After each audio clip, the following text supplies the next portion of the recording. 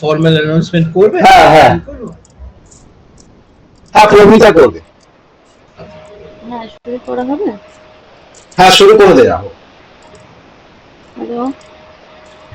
হ্যাঁ, শুরু হ্যাঁ, করা শুরু হোক। শুরু করা হোক, শুরু করা হোক।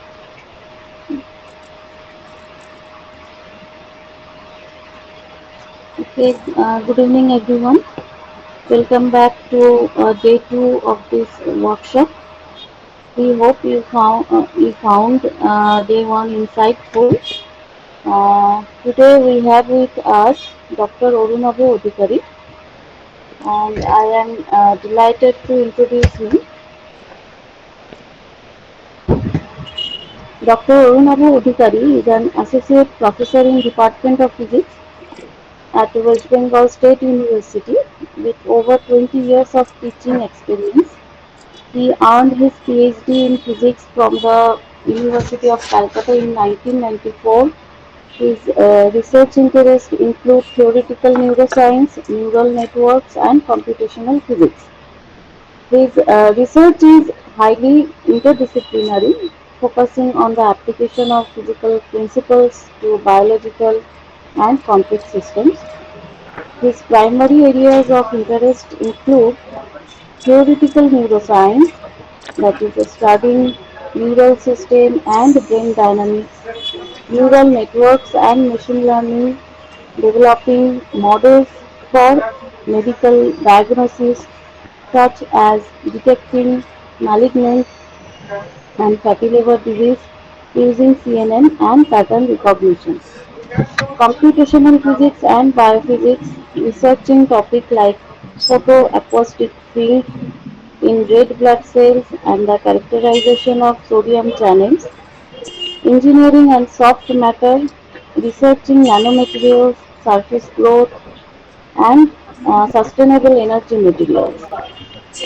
AI-enabled economics, applying machine learning to sustainable supply chain, waste management system, and developmental economics. May I now request Dr. Adhikary to kindly start the session. Good evening. I'm quite surprised to know my profile. I mean, Promita, I don't know where do you get my profile from. Maybe using one of the AI tools, and they have actually confused between different Arunabha Adhikaris. I do not work. I do not at all work on soft materials or developmental economics or anything. It is something that AI systems must have been confused with different Arunabha Adhikaris. Anyway, I'll be. Okay, hello. Hello. Actually, I get it from the group you gave it. Group, yeah, and group must have confused between different rural adhikaris. So Brooke has made some summary of different works of different rural adhikaris. I do not work on so many various areas. Of course, initially worked on neuronal dynamics, and then I also worked on the application of machine learning in medical diagnosis. Those Okay, things have happened. okay, Okay. sir. Anyway, keeping aside all those things, let me just start with my topic, which is quite a rudimentary thing, because in the subsequent days we will be talking about machine learning and applications of machine learning in different areas. Mostly the programming platform that are used nowadays are Python, and my topic will be the basic kind of data structures that we have in Python. Now, for running Python, those who are expert, I mean, I'm addressing to one or two, maybe one or two people present in my audience who are not familiar with Python. So I just let me tell you that there are many interpreters of Python available nowadays. Some among them, which I prefer most, is the Anaconda distribution, which also has many interpreters. I'll be using what I call uh, Jupyter notebook. Jupyter notebook is a thing that I'll be using, and I hope my screen is visible. Is it? Is my screen visible? Yes, Yes, yes. sir. So I'm using a Yes. screen called Jupyter Notebook, and I'll be using that. And if you uh, want to use Jupyter Notebook in your computer, you have to install Anaconda distribution. And if you don't want to do that, but just want to try a little bit of Python without installing anything, you can go to your Chrome. You can go to your Chrome and just type. Uh, this is Chrome, and you can just type Colab, Google Colab, which will give you a login. If you just go login, and you can start a new notebook. You can start a new notebook, which will be almost equivalent to the kind of Jupyter notebook that we use. So there are two options. If you don't want to install fresh Python in your computer, you can try your hands with Jupyter by Google Colab also. Okay, so let's forget about that. I won't be using the Google Colab today. It's about uh, basic data structure in Python. So when we use Python, let us. I'll be basically talking about two different things. Basic Python, there are some data structures called list, string, tuple, dictionary, set, etc. I'll be discussing on them, and I'll be also using a package called NumPy and how to deal with different kinds of data. With I mean the tools that we have to analyze data in NumPy. Now I have to make my screen a little bit more visible. Let's see that I have some data. These are some numbers which are results of some measurement, and this is a kind of data that I have. These are comma separated data. These are values that have been collected from somewhere. I want to keep them as a single entity. So in Python, what we have is called a list. So if I type in some values which are comma separated, and uh, there are two third brackets in the beginning and the end of the numbers, then this quantity is called a list. So this is a kind of data structure. This is called list. So this is one of the data structure that we use, and I'll show you how to use different properties of the list. So this is a data structure that we use list, and that's how we can handle the data. And this is a kind of P is another kind of data structure which is called string, which is a collection of the characters, maybe usable for maybe it's a DNA sequence or something of that kind. So it's a string where we have a sequence of characters. Thirdly, we have something called tuple. Tuple and the list. This is list and this is tuple. What you can see, there are almost the same thing, but when we define something as a list, we start with a third bracket, we end it with a third bracket. But when we define something as a tuple, we start with the first bracket and we end it with the first bracket. Those are the only difference to start with, or rather we can even omit the brackets. In the case of the variable d, we can see that there are some numbers typed in without any brackets, some comma separated numbers. These two are equivalent. Both of them are tuple. Let's see. When you define a variable in Python and then you ask type A and you run, this will say what kind of variable is this. So if I run this, this says that A is a list. You can see that A is a list. It says that A is a list. And if I run this one, this will say that B, which is a sequence of characters, is a string. And the most important thing about string is that's how to define what are the characteristics. It's the characteristic thing that I identify that it is a string, that it starts with a quotation sign and it ends with a quotation sign. The fact is the starting quotation sign and the ending quotation sign, they have to be the same. If it starts with a single quotation sign, it should also end with a single quotation sign. It can also start with a double quotation sign. Therefore, it has to end with a double quotation sign. Also, we can start a triple quotation sign and can end with a triple quotation sign. Anything will do, but single, double, triple, any of them will work. But the thing that with which I'm starting should end with the same quotation. Now, if I run C and D, these two variables, if I run, both of them are called tuples. There's a both of them are called, C is also called tuple, D is also called tuple. Now you see one difference, that when I ask what type of variable is A, ask the question like type A, it says just the list. When I asked what type of variable is B, it just says set string. But when I said type C comma type D, say the answer itself is a tuple. Therefore, already it has taken this first bracket. So type C comma type D. When I'm asking this, I'm asking the output itself is a tuple because it has accumulated this with first bracket. So answer itself is a tuple. The two answers given as a tuple. Now the important thing is that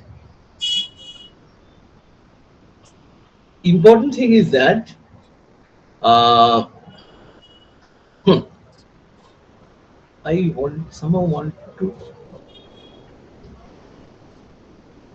hmm, uh, this is a different kind of a data structure.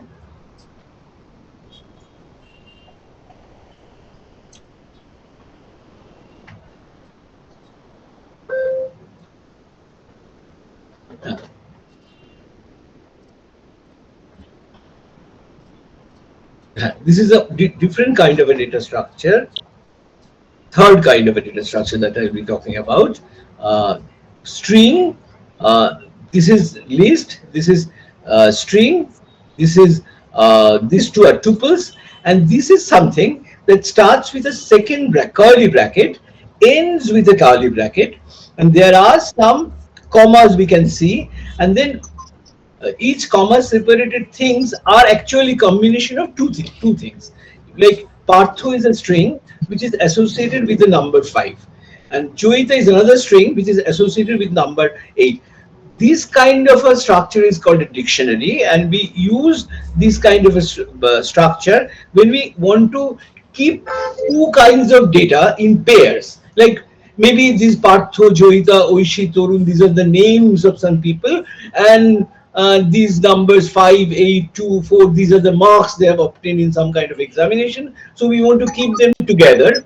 So these structures we can use, that Partho 5, Joita 8, Oishi 2, Torun 8, Torun 4, etc. So this kind of a structure called dictionary when we use when we want to keep pair of data together as a name. So these Partho and 5, this itself is one single entry.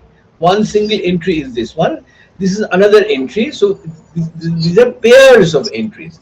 Now, before the colon sign, the first thing is called the key, and the second thing that comes after the colon is called the value. So this is the key, and the other one is value. So type of if I run, this will say it's a dictionary. Okay. Then I have to talk about referencing.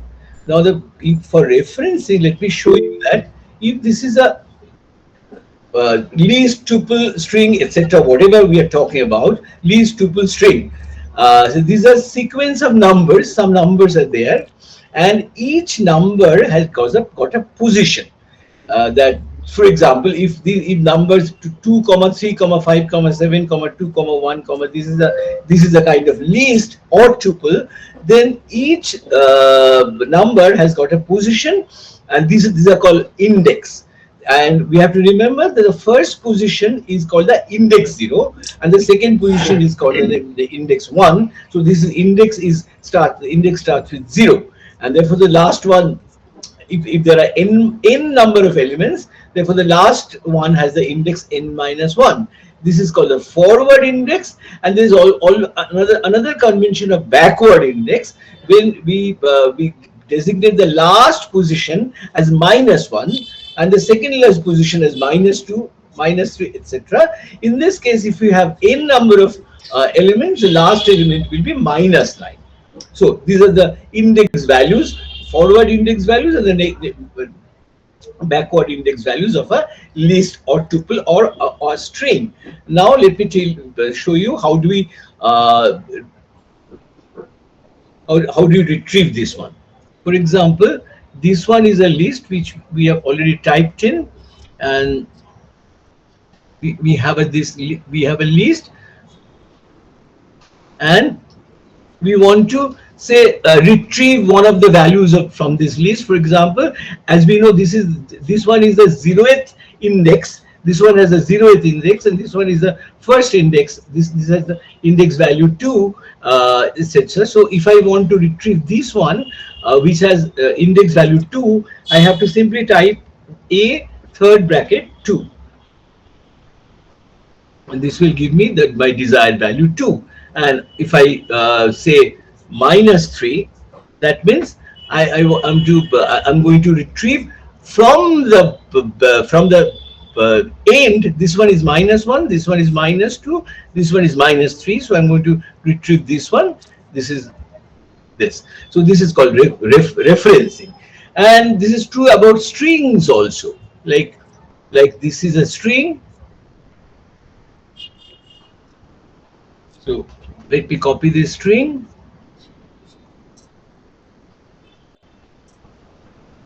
and if I want to say b minus 2 would tell me the second last element of the string, which is definitely g. And if I say b 3, that will be the fourth element starting from the beginning. So a t. So I hope it will be t. That's how we can retrieve each of the elements of the list or string or tuple. But we have to remember that the difference between a list and a tuple is that a tuple is immutable. We cannot once created, we cannot change any values of the tuple. Tuple is not at all changeable, and so is string. String is not changeable. Once it is created, you cannot change the string, but list is always changeable. For example, we have this list here. We have this list here, and we know a minus 3 is the third element from the last, which is 3. We ran this and we found that this is 3, but if we want to make it 7, just possible. We just have to say that this is equal to 7. If we run this, and if we now see what is a, this will give me, if we compare these two lists, we can see the third element from the end was 3. Now the third element from the end is 7, because I have been able to change this. This is possible for list. This is possible for, not possible for string and tuple. We cannot do that. So this is called, these things are called referencing. The point is about the dictionary. How do we refer? This is a dictionary that we have. This is the dictionary that we have created. This is a dictionary that we have created. Now the point is that dictionaries do not have Sir, any. we cannot see the screen. Cannot see the Cannot just. screen. No, we I can. know. The screen is not visible. No, no, no, we can. But We Perhaps can see. we can see. Perhaps your setup is okay, giving some okay. problem. Now it is visible. Okay, okay, Okay. okay, sir. Now it is Thank you, visible. ma'am. Okay. Hmm. Now the point is dictionary doesn't have an index. So if you if we want to retrieve any particular value from the dictionary, how do you go about it? How do we refer to a particular element of the dictionary? So this is the dictionary that I copy here. This is a dictionary, and I want to say particularly retrieve any value. So remember that dictionary doesn't have any index, but on the other hand, the key as I define that there's a colon sign, and the thing before the colon is called the key, and thing after the colon is called the value. So if I want to retrieve the value corresponding to a particular key, then what I have to say, have to type in the dictionary name, and then within the bracket I have to say the key value, say oishi. কি হলো কি? I'm sorry, E third bracket oishi.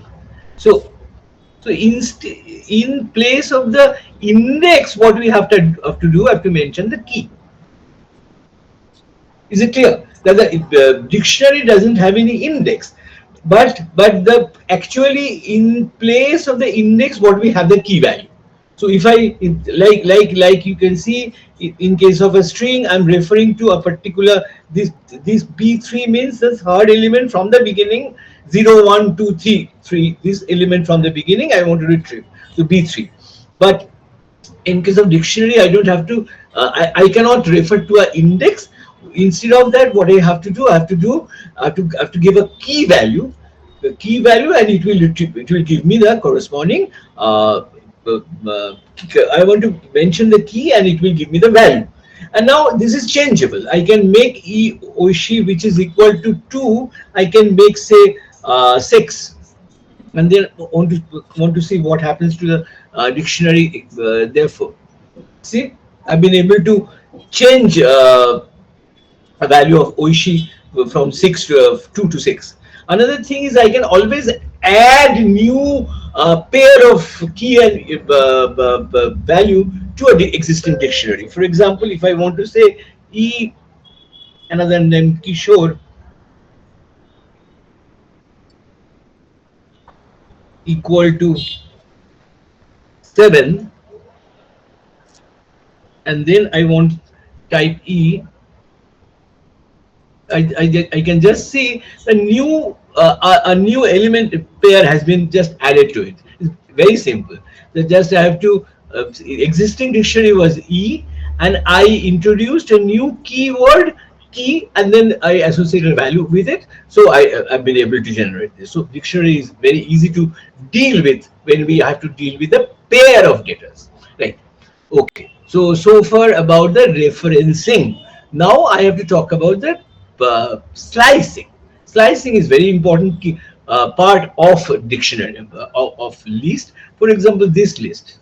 Let's let's uh, let's talk about this list. This is the list. Okay, so this is a long list, but I want to get a slice of this list, a sub portion of the list. For example, the one that starts with 14 to someone that ends with here. This portion I want to, this is a list, I want to make a sub list out of it. So what do? I have to slice it. Now I have to know where should my knife should be positioned at.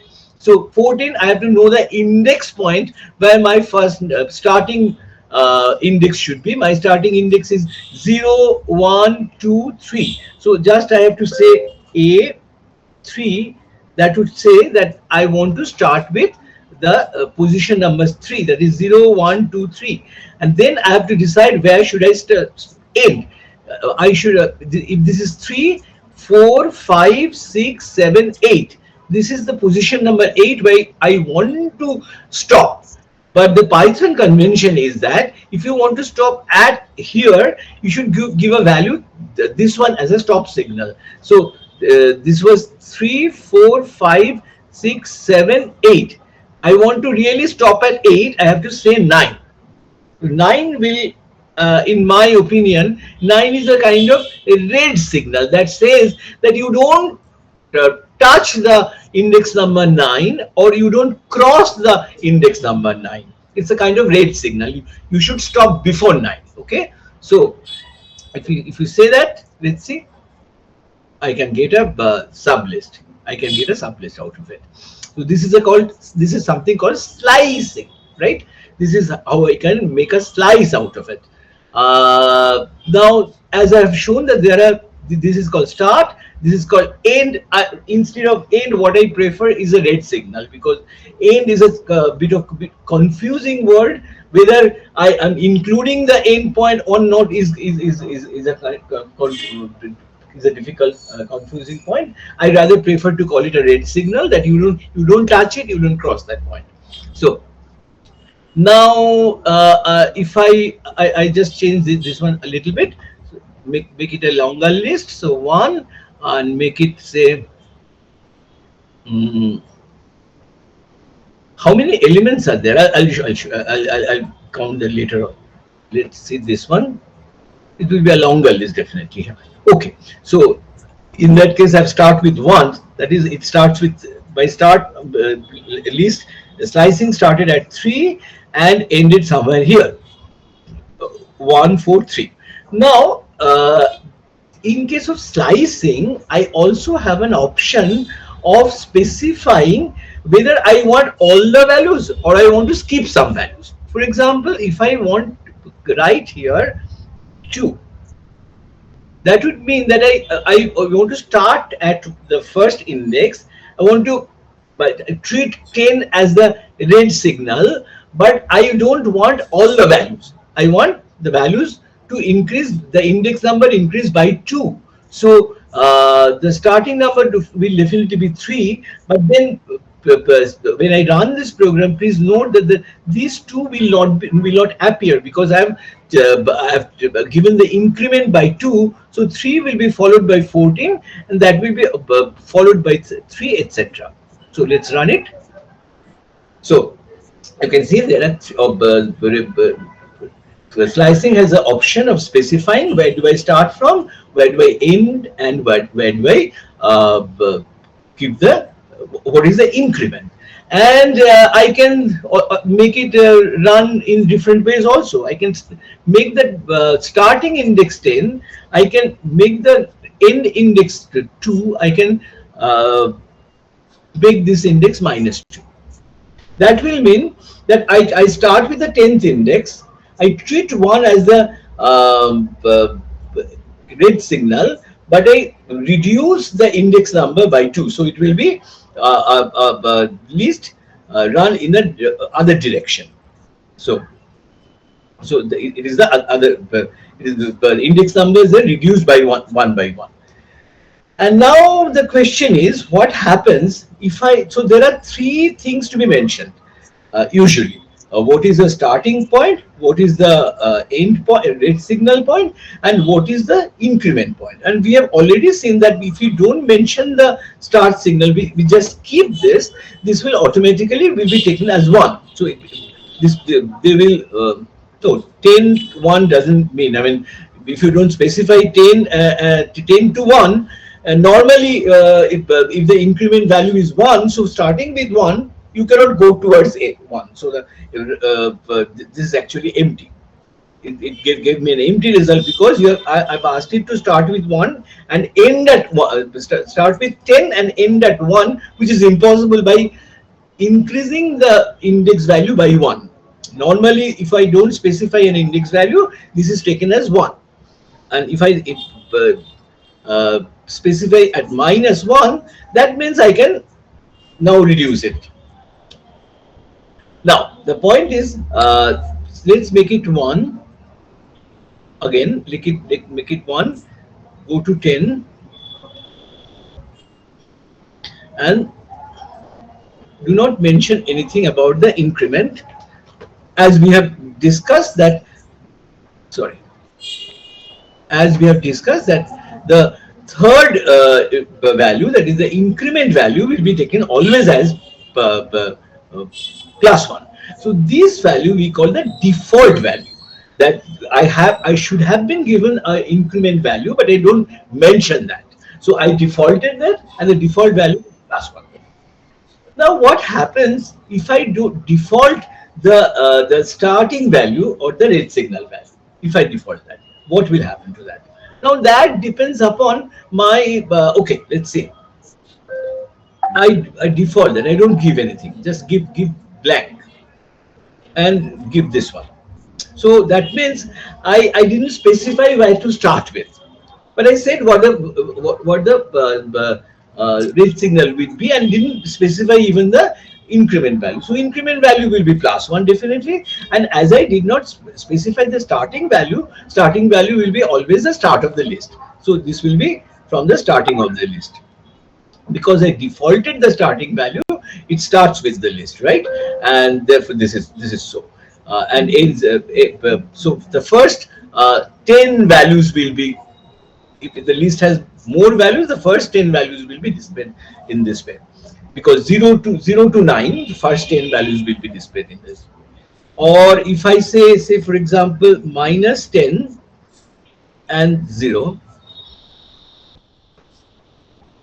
that means I have specified the starting value, which is minus 10, but I didn't specify anything about the ending value. That will mean that I want to see the last 10 values of the list, that last 10 values of the list, the tail values of the list. So I can just play with that. So the default is an interesting thing with which I can really do things like that. I mean, the first 10 values or the last 10 values, if I want to see, I can just do that. And what happens if we give something like this?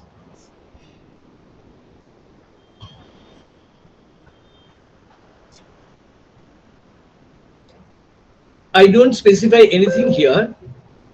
I don't specify, okay. I don't specify anything here either, but here I say minus 1. So I don't specify the starting value. It should start with the, I mean, I don't specify what to do, but what I have specified is minus 1. And see that, see what happens. The list is actually inverted. The last value was 243. You can see it is just so it, the starting value it has already taken as the last value. I didn't specify the start and the end, but I specified only the increment. It's minus 1. It has to be a negative increment. So it started with the end value and it ended with the first value. So that is how I can invert the data if I like. So this is a kind of trick that we use if we want to invert the of the total sequence. And whatever I'm saying, whatever I'm these things I'm discussing with list, but we can apply the same trick for strings also. I mean, with strings also we can play the same tricks. For example, I'll show you these examples later on. So referencing referencing and slicing, I think I have covered. And I said that dictionary doesn't have any index. So if I have to do a referencing of dictionary item, referencing means you have to retrieve a value from the dictionary. You, instead of the index, you have to within the third bracket you have to specify the key. Then it will give you the idea. For example, this is the dictionary, and if I want to get this value 8, which is associated with the key Joita, I have to just say this, which I've already discussed this. That will give me the value of 8. Now I will show you that there are some functions which I can actually apply on each of them, like len, min, max, etc. Let's see. This is a list we have. Let's forget that. This is a list, and I want to apply this function len on a. Len on a. This will tell me 16. That means there are 16 elements in this list. So len is the length of the list. And the same thing happens about the string also. I can use the same len function. Len of b will tell me about the length of the string, and the length of the string is 19, right? Let's see if we can use this, the same thing about the dictionary also. Len of e,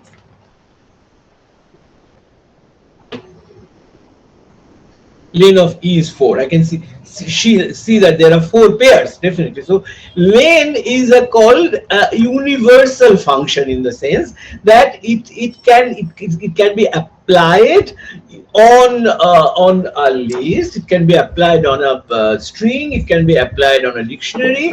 Therefore it's a kind of universal function that can be used on different kinds of data types. So that is called len, is one of those universal kind of data type, that is len. And min, of course, is very important for least, when we use uh, kind of numerical data, then mean and max becomes very important. For example, this is a list. Is lane A, I know that it gives me the lane of the list. If I say for example, of A, max of A, this will give me 14. Clearly 14 is the element which has a maximum value, and I can see that. And if I, instead of that, if I write mean of A, this will tell me the minimum of this, which is very logical. 1 is the minimum. And if I, the interesting thing is that if I say sum of A, sum of A, that will give me the sum. And therefore what is very interesting, that if I have to make the average of the elements of A, this is very clear, this is very easy. I have to divide sum of A by len of A. So if I have things in a list, I just do sum of A by len of A, that will give me the average of this. That is the beauty of Python, that you can just, you don't have to write any code or anything. Just simple thing will do. Interesting thing is that I can even put max here also. Max on B. Theoretically, it is possible. And if I run max of B, what gives me is T. It is not surprising, because actually, what these are some characters, and what is the meaning of asking what is the highest value of the character? Actually, we know that the characters are stored in the computer as a form of the ASCII value. So it is giving me that character which has the highest ASCII value. And we know that the ASCII values of these characters are actually alphabetically sorted. A has the least ASCII value among the capital A, and capital Z is the highest ASCII value among the capital letter characters. Therefore, it's not surprising that T has the maximum value, ASCII value, in this particular string. So it has given me this. And if I give mean, A, because A has the least ASCII value. So these are, of course, these things are not very useful in case of string perhaps, but these are very useful for list. So list kind of a variable, it is very important. So these are about the what do you call those, so the same thing, this I can run this. So as I can see that length of this is the string. Len b is the number of elements in the b. Max b is the one which has the highest ASCII value. Min b is the one which has the least ASCII value. Now, the point is, new elements can be added to list and dictionary. I've already shown you how to add new elements to a dictionary, but I didn't tell you how to add new elements to a list. I'll be coming to that. But the point is, to a string or to a tuple, we cannot add new elements. That's the thing to be remembered. That there's an immutable. Now, about the list. List is a very interesting thing, that it can have a mixed kind of data. For example, let us see a list A over here, whose first element is 8.5, which we call a floating point number, which has floating point number. Next is 7, which is definitely an integer. Second is another floating point number. Third one is a string. Fourth one is a list. So fourth element of the string A, of the list A, is a list. And the last element of this list A is a list of strings.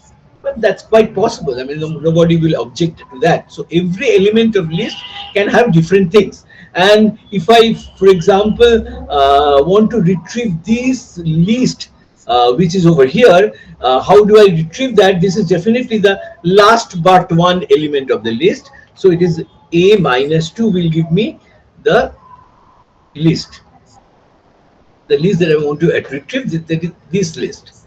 This list is the uh, last but one element of the list A. So I have to, if I have to refer to this one, so this will do.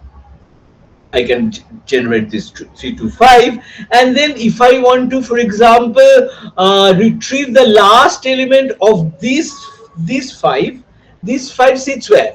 It is the whole list is the second last element of the list A, and this from the sub list, it is the last element. So if I just say minus 1, so once the whole this gave me the total sub list, and if I this minus 1, so I'm also referring to the last element of this sub list, so this will give me definitely 5.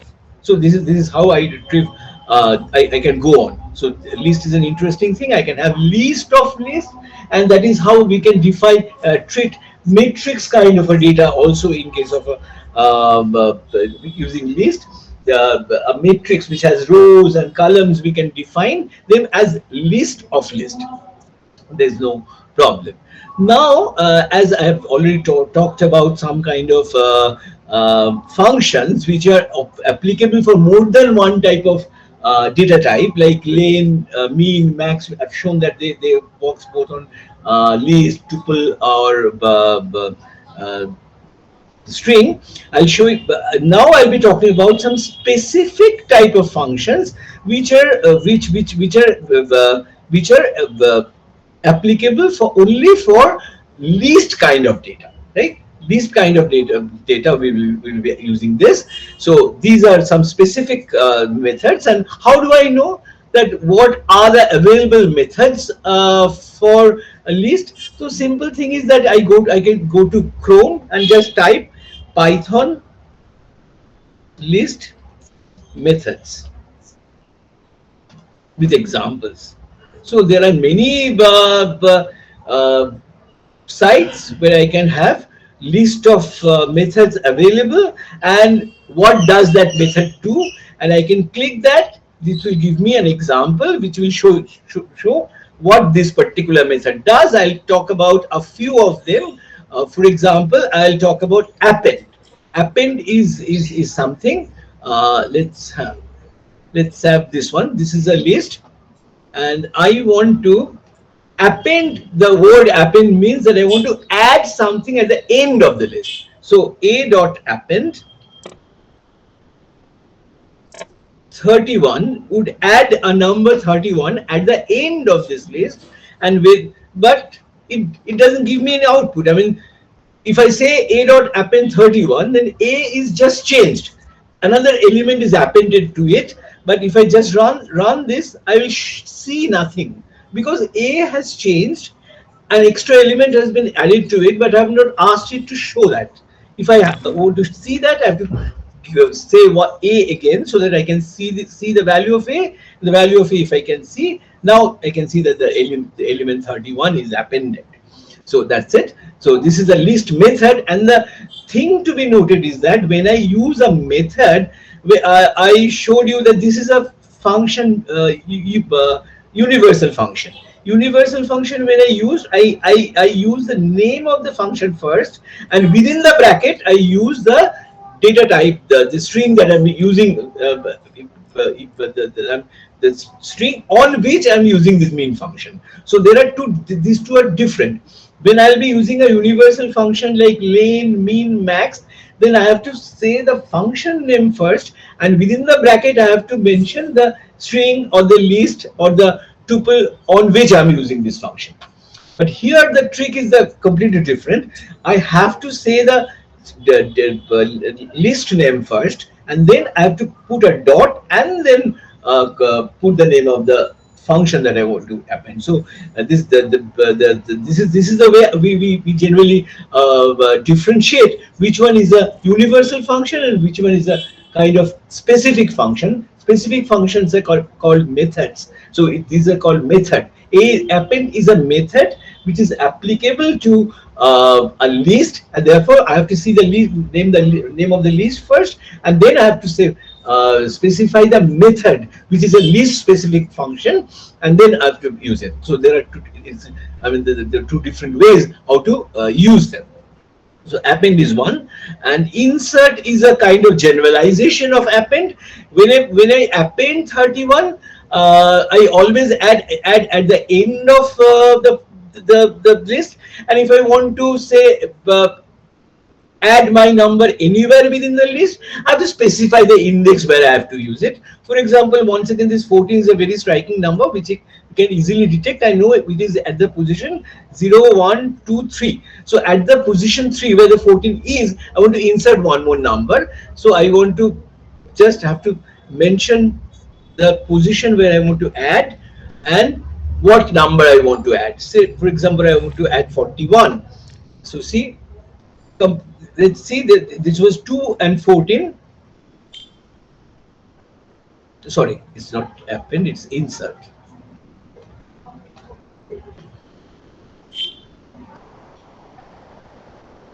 See, 232 before 14, and 41 is inserted. Before 14 and 41 is inserted.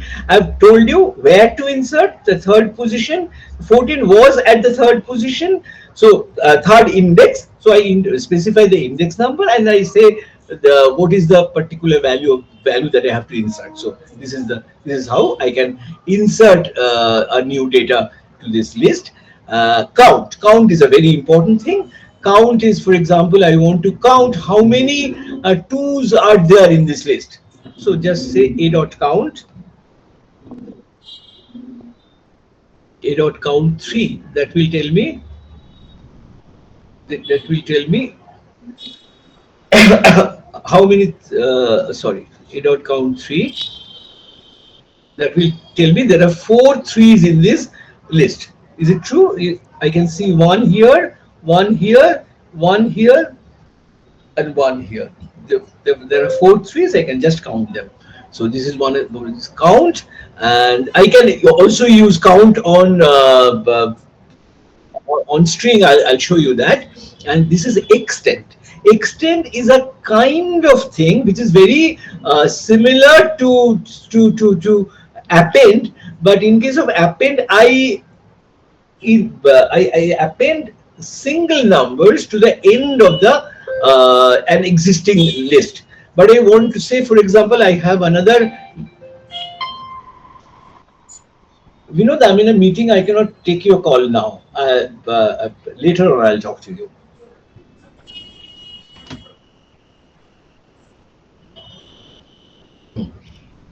B equal to, say, for example, I have another list. Hello. Oh,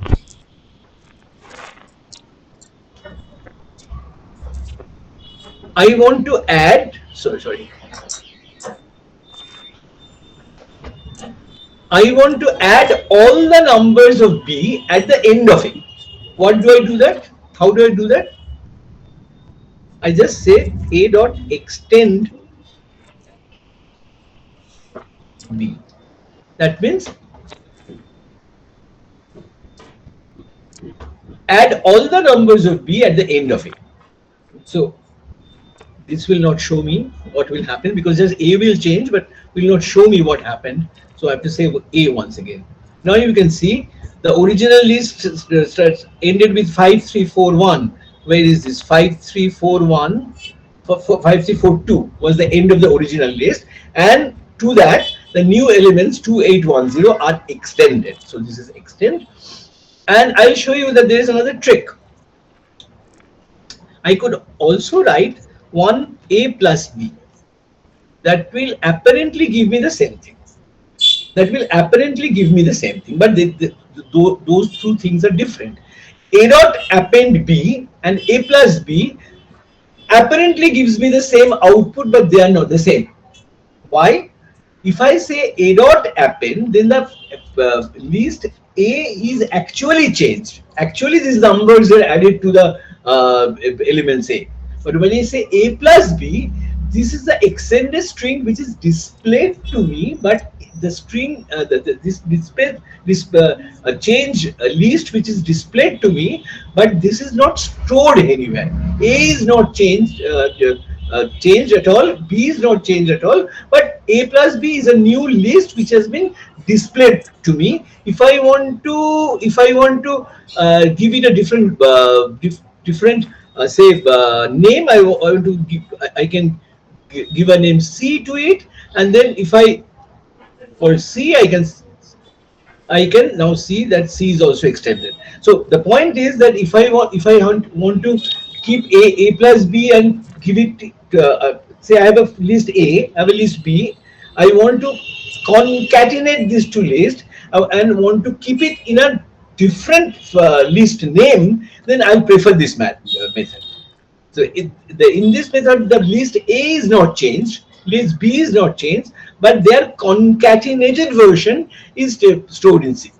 So this will be my preferred method if I don't want to disturb this original A and original B, and if I don't mind changing the original A, that will depend on my purpose. Then I'll use the a dot extend. A dot extend will actually change the original A. So that depends upon what I want to do with that. So and pop, sort, and copy. Okay. About pop is you can say it's a invert of is a recording চলছে তো পরে কথা বলবো reverse of uh, insert. Recording চলছে So তো I insert, পরে I কথা can বলবো insert one element, and pop is I want to take out one element, right? And what do I have to do?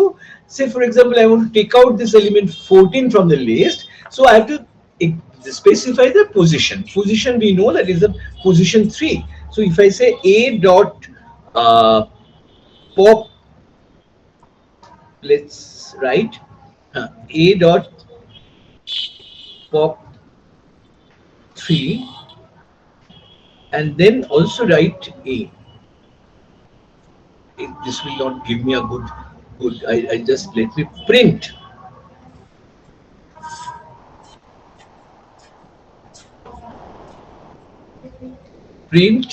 a dot pop 3, and then a. The point is in a Jupyter shell, in the last line of a code is just a variable name, then it will show the variable. Actually I wanted to see what happens if what is the output of a dot pop 3, and I also wanted to see what is the form of a now. So I want to have two different things in two different lines. So if I just if I didn't write that print a dot pop 3, a dot pop 3 will execute, but I won't be able to see the output of it because it was not the last line. If it is the last line, then it will show you the value of the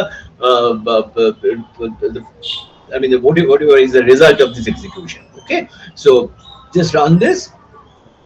Now, this 14, it says this is the result of a dot pop 3. A dot pop 3 is the result of this, output of this is 14. So it is 14, what was there in the third index of the list is popping out. Is the number 14, but see what happened to the list. In the list you don't find the 14 anymore, so it is deleted from the list. So popping out is, it's just you can pop it out and delete from the list. So that's it. Pop and copy, I'll show you an example here. And pop sort is a very important thing. That see, these numbers are not sorted, these are in a random way.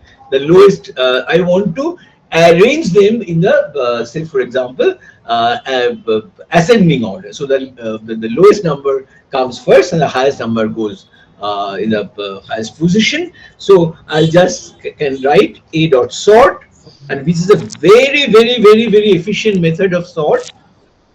A dot sort doesn't give me any input, doesn't give me any output, because a itself is sorted, but it doesn't give me any output. So if I want to see what happened to A, I have to say A again. Now you can see all the elements are actually perfectly sorted. And I'll tell you, this sort is very efficient. I Many times I've actually compared between the usual in physics undergraduate classes. We ask students to write codes on, say, bubble sort, insertion sort, selection sort kind of thing. And my experience is that, say, we have 10,000 data, and on each of them, the same 10,000 data, we are sorting with the help of, say, bubble sort, insertion sort, selection sort, where bubble sort actually took something like 18 minutes or so, 17 minutes or so. uh, this sort of Python, which actually didn't take much of a time, a fraction of a second. So actual bubble sort took something like 18 minutes, and this sort actually did that within fraction of a second. So it's a very efficient kind of a sort, and I'll definitely tell you that if you have to sort your data, don't waste time in writing those conventional codes. These are very professionally written code, and it does that very efficiently. So you use this one instead. So this will be a very good sort method if you have some numbers and you have to sort them. Now, about copy, you have to convince you something. Okay, let's say this program. A is a list 2, 3, 4, 5, 7, and I write B equal to A. What does it mean? It appears to me that I've copied this list A to another variable B. Now what I'm doing, I'm changing the second position value, which is this one, second position value of A to another value, which was 4. I'm making them 40. Okay. And now I want to print A and I want to print B.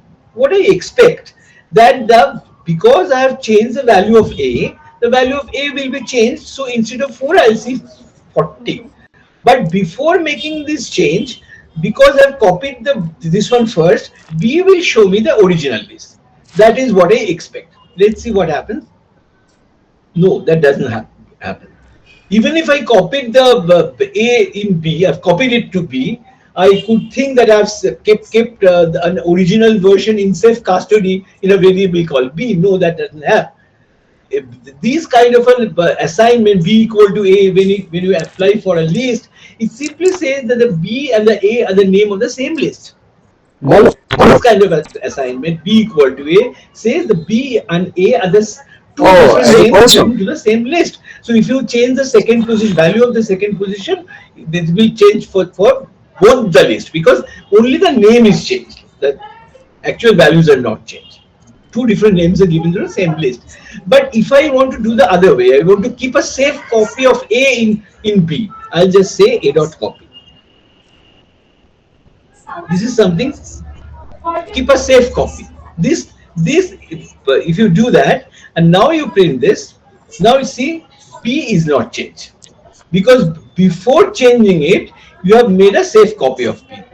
P is kept in a saved copy. A is saved in this, and whatever you do with A now will not be affected on B. So now, so that is it, and this is also very useful.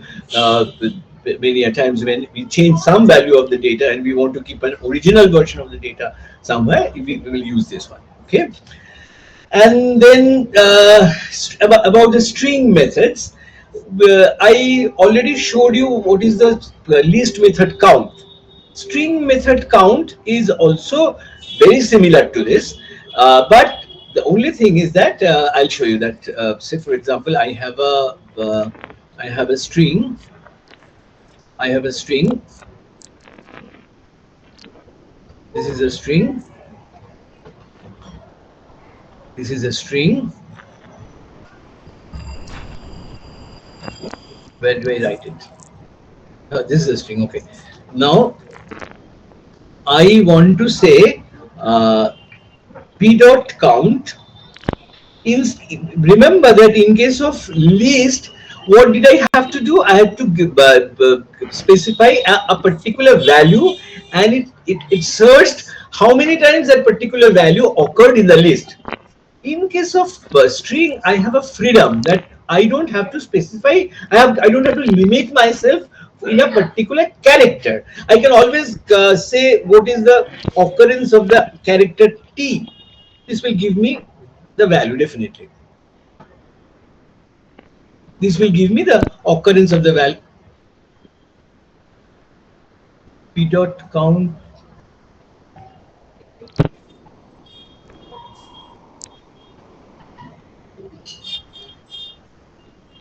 Oh, sorry. The mistake was that I have to give a first bracket. Count is a method, the kind of function. So that means that T appears here in this list for 7 times. That's not surprising. That is something which is a kind of count is also the way count is used for a list. I can use the count for the string also for the same similar way. But the more interesting thing is that instead of specifying a particular character, I can even specify a substring. Like I can say TT. It will go count how many times the substring TT appeared in the whole string. Whole. Now it says that only twice. See, here it is appeared TT here. Here also it has appeared here. But these T and these T, they are separated. This is not TT. So these TT substring appeared twice. So I can specify a substring. Not only one character, I can specify one substring. Right? And uh,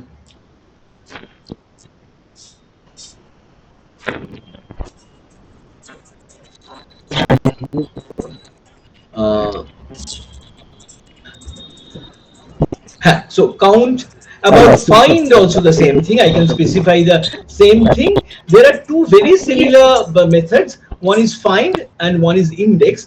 Both what both of them does almost the same thing. It fetches you the index of the of position of the substring. For example, if I say b dot index this says that what is the position where the TT appears.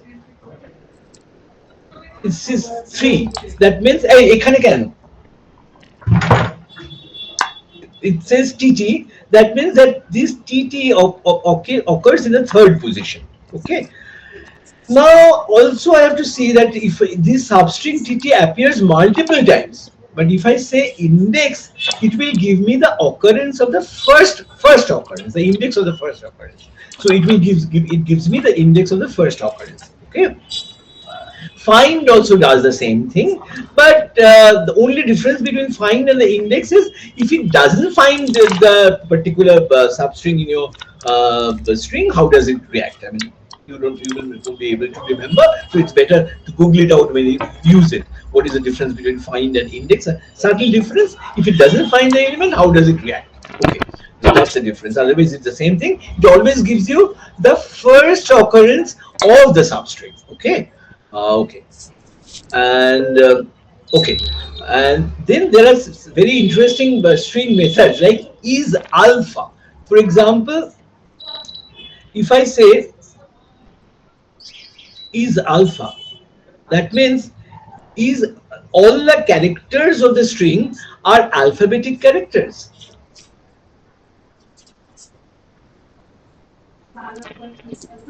Sorry, is alpha doesn't take any is alpha. So it's true. True. Why it is true? Because all the characters of these things are alphabetic characters. So if I introduce, say, for example, 2 here and 3 here, and if I say this false, because there are some characters which are not alphabetic characters. So and there's one more function called alpha num is alpha num.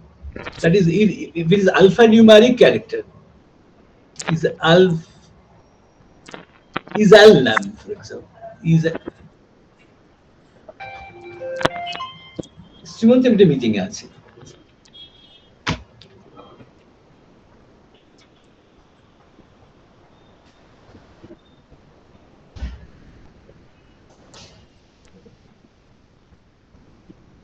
true, because numbers are either alphabetic or numeric. So there are functions like, you can say these are functions like is alpha, whether all the elements are alphabetics, is numeric, is alphanumeric. So these things are we can run on the string. There are two interesting things about join and split. For example, this is also very interesting. That okay, let's create another box over here. Insert box. Yeah, let's define another string, which is, say for example, Python is a good language. So this is a string, and on that string, I use a method called split. Let's see what happens. Can you see the output? It has take all the words of this sentence are separated. These are now substrings, and the whole thing, the output is a list of strings. Output is a list of strings. By default, it has taken the space between two words, the space as a separator. Whenever it found a space, it says that we have to complete this is one string I want, this is another string I want. The separator between the substrings is here by default is a space, but I can change that. For example, in case of a genomic sequence, if you want to say specify a particular kind of a gene triplet, I mean sequence ATT kind of a thing as a kind of a separator, it will give you separate you the things like this. Instead of the space, you can specify a kind of different kind of separator like ATT or something, whatever you want. So that is possible. So split is splitting of a long string into a list of substrings, and the and I keep this as D, and I want to say, for example, once again build a long string out of the sequence of the B, as you know, is a list of substrings. I want to build them together to a long string. So what I can say, I can write join is a method, and then say D. That means you take the list D, which is a list of strings, and you join them together. And what is this one? This one is, I specified the kind of sorry. Okay, let's see. This is how we specify what is the glue element by which they have to be joined. So here, see, I actually didn't specify anything, but these are two subsequent, I mean two, I have just typed two quotation marks subsequently without giving any space between them. So if I want to join them, what happens? You can see the whole thing is joined, but there is no gap between them, because I didn't specify. I said that there should not be any glue the space between them. Nothing is a glue element. But instead of that, if I say a space, then join will give me this one. If I, instead of say this, say a star, it will give me a star. So that's how I can use any kind of a glue element, and I can out of a list of strings I can make a longer string, longer string list. So this is one of the uh, method which is available for split. So how much time do I left? Okay, let me, it's almost 1 hour, more than 1 hour is gone. Let me show you one interesting thing about a list. That, say I want to generate a list where the numbers will increase with a specific gap between them. So that is something we call a arithmetic progression, right? So say for example, I want to generate a list.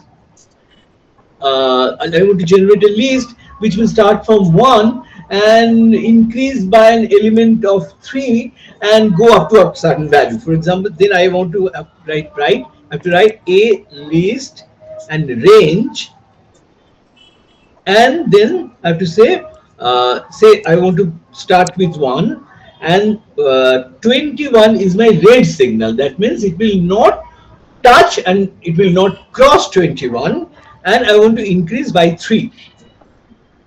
So what is the output? No, it doesn't show me the output because I didn't ask it to show. See the output. See the output. Arithmetic progression. Now I can I don't always have to type in all the data. If I have some formula for my data, I can generate out of it. That start with 1 and then increase by 3, and didn't it stopped at 21 because if it increased by 3 21, then the next number would be 22, which is crossing 21, which is not allowed. This is what, how we can use range, and you can see that I can omit the last one also in a range. If I omit the last one, the increment will be 1. Increment will be 1. If I omit the first one, the increment will be 0. The starting point will be 0. But I always have to state the specify the what do you call the range signal. That is something I have to specify. I cannot change it. I cannot omit that. Now, say some application. Now, this application is generating all the numbers within 500 which are divisible by 21 but not divisible by 4. That is something I want to generate. I will use list and always I use a for loop. And I hope that most of you generally understand what a for loop is. I want to run a part of the program for a definite amount of time. So I started with a blank list, and then I ran this list. I take I different values that starts from 1 and 1000, sorry, 500, 500, 501, because I want to go up to 500. So I specify 501 as a stop signal, and so each of the elements from 1 to 500 will be scanned, and they will be this thing will be calculated. What is this? I percentage 21 is that if I divide I by 21, what is the remainder? If that is 0, equal to 0, if it is 0, that means the number is divisible by 21. And this what is this thing? I percentage 4, that is I'm dividing it by 4, and I want to see if it is not equal to 0. So my condition is the number should be divisible by 0, but the number should not be divisible by 4. That is something which I want. If I find such a function, I append that in I. So let's see, I want to see print A. What happens?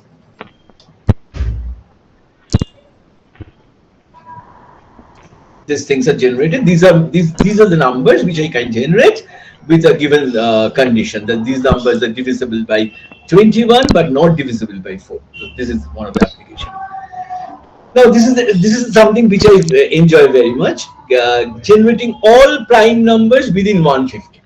So usually when we want to generate prime numbers, the definition of prime number is that a number which is divisible by 1 and the number itself, and no other number in between it is divisible with. Now, how do I test? With a given number, whether it's a prime number, how do I test?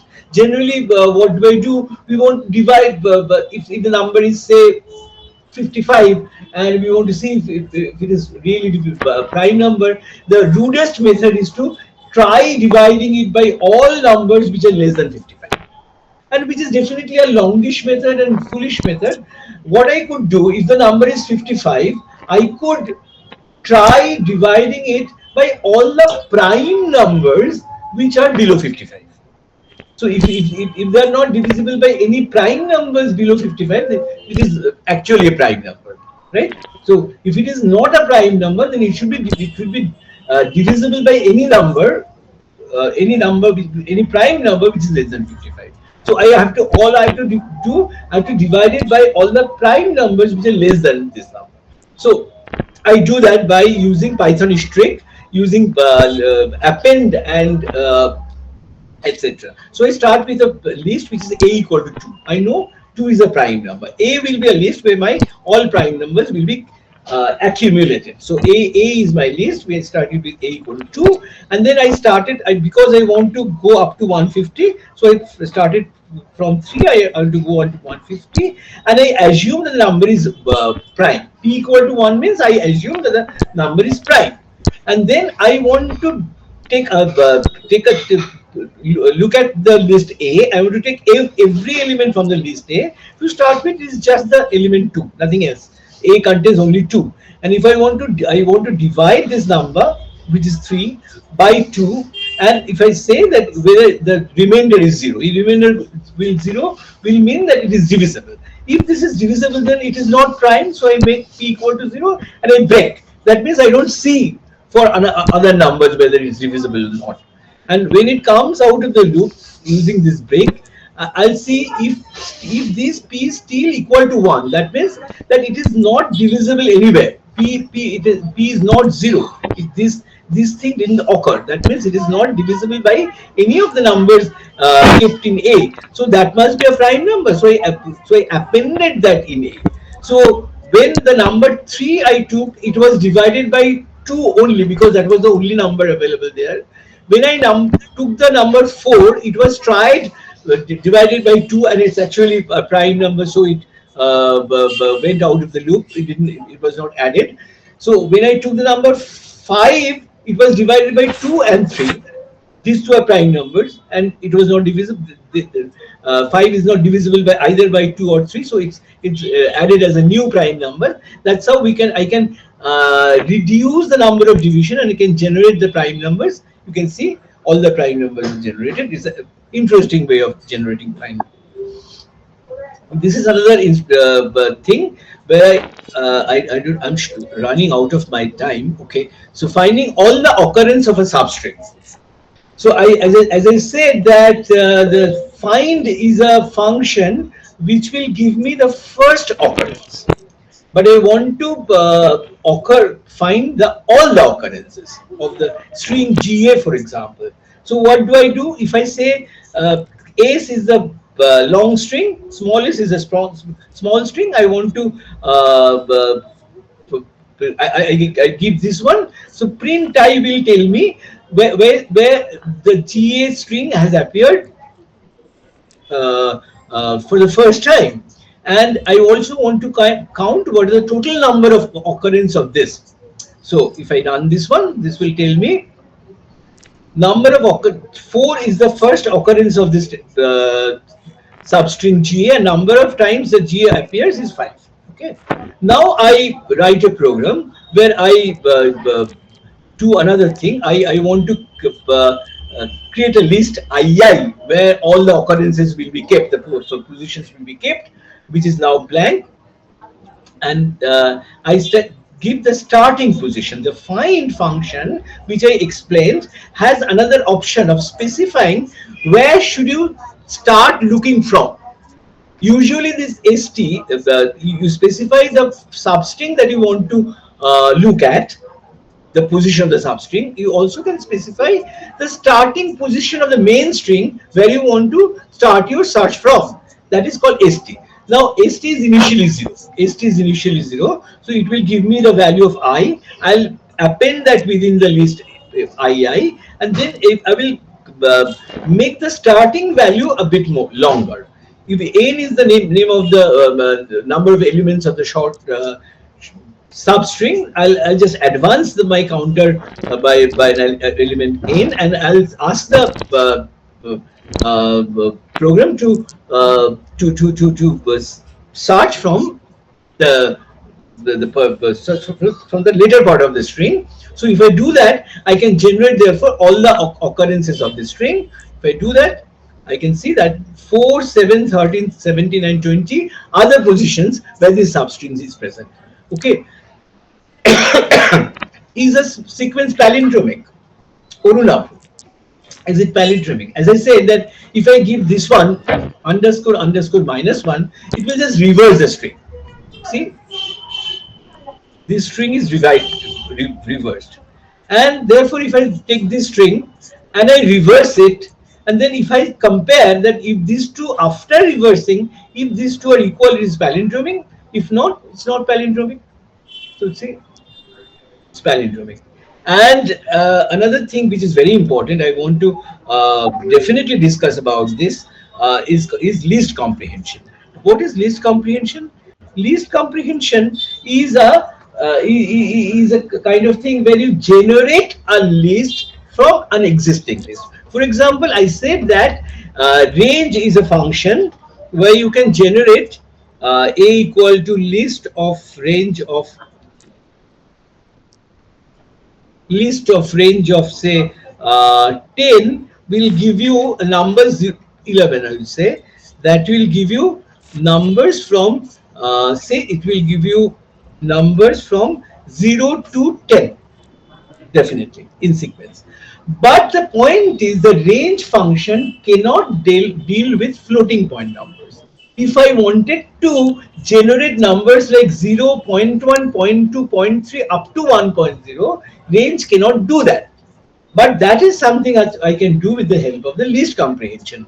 Because I've generated this list, I can use this list and apply a kind of formula on each of the elements of this list to generate another list. This is called least comprehension, that you have a list and you have a formula, you apply the same formula to each of the elements of this list to generate another list. So I say B, which is equal to zero point 0.1 into I for I in A.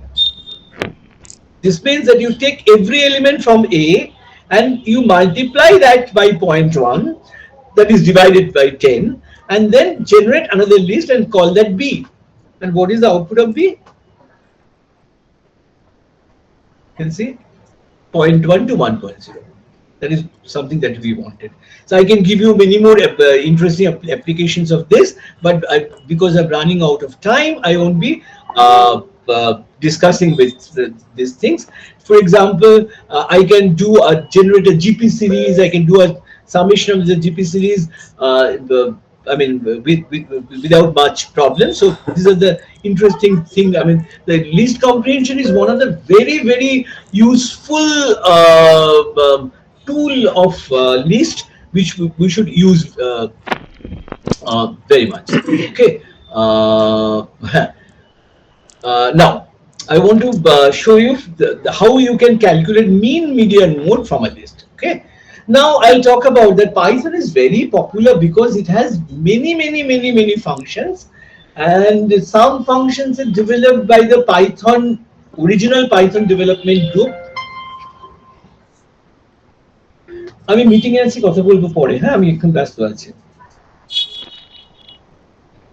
বন্ধই করে দেওয়া উচিত।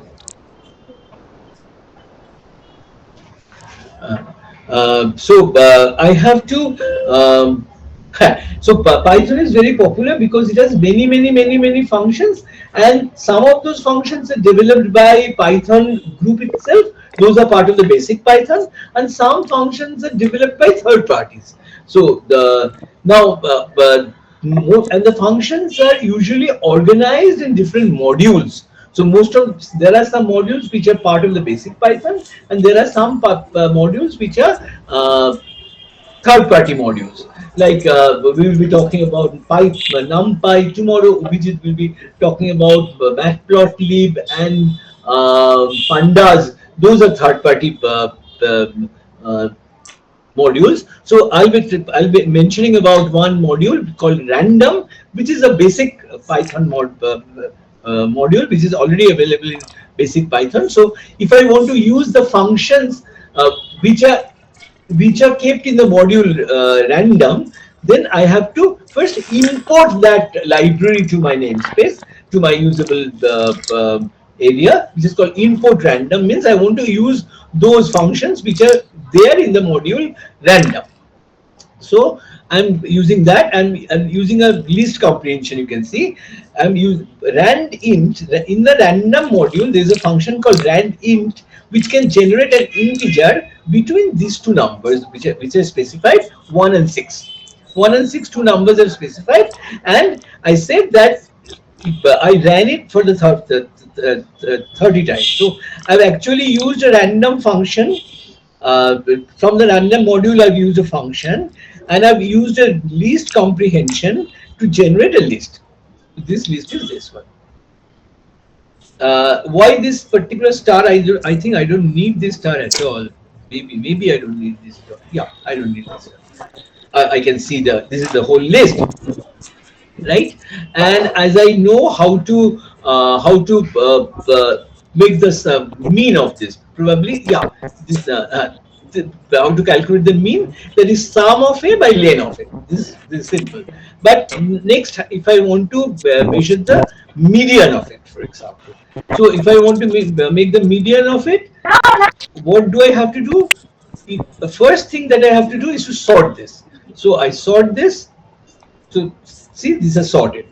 These numbers which are generated in A are sorted. And now I know what I have to do. I have to calculate, know exactly whether the total number is odd or even. If the total number is odd or even, that I have to know. If this is even, then I have to take two middle numbers and make an average of them. And if it is an odd number, I have to take the exactly middle of them. So I have to know whether this number, the total number of elements in the list, is even or odd. So what did I do? I calculated this one, which is len of a total number divided by 2, and then I made it integer part of it. So say for example, if the total number was 15, divided by 2 will be 7.5, and then n will be there for 7. The 0.5 will be rejected. And if this is 16, then divided by 2 will be 8, 8.0, and even if the integer part is rejected, there won't be any difference between n by 2. Sorry,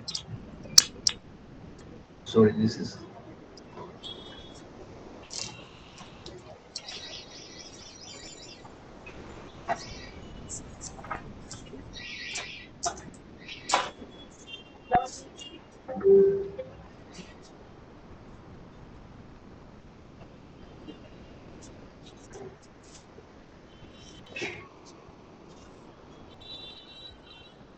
so.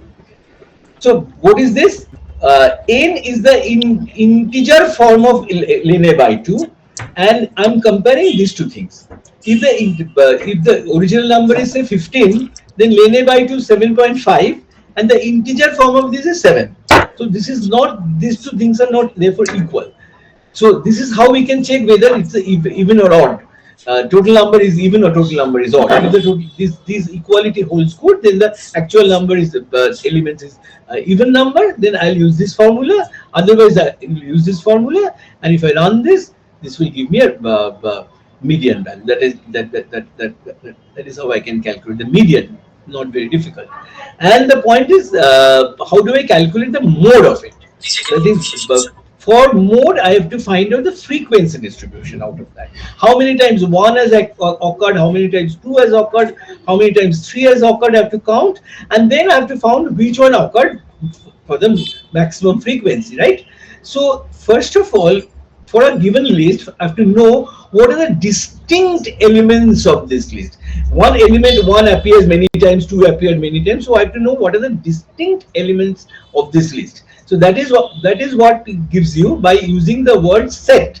Set of a and list will give you the distinct elements. So if I run this, it shows me 1, 2, 3, 4, 5, 6. These are the distinct elements of this list. These are repeated many times. One is repeated for several times. Two is repeated for the several times. Now I want to tabulate that. How many times one has repeated? How many times two has repeated? So I do that by another list comprehension. So in the list comprehension, what I generate is a tuple. You see, the first element of the tuple is I, that is the value, and the second one is how many times that I has occurred in the list A. So this is a kind of tuple, and for I do that for all elements in the D, that's distinct elements, right? So this is FD. FD is a frequency distribution. If I do that, it will give me this kind of an output, which will show me that one occurred 5 times, two occurred 4 times, three occurred 7 times, four occurred 4 times, etc. Now, what is mode therefore? Mode is I have to look at the frequencies and find which one has the highest frequency. Let me run it once again. Just give me a chance.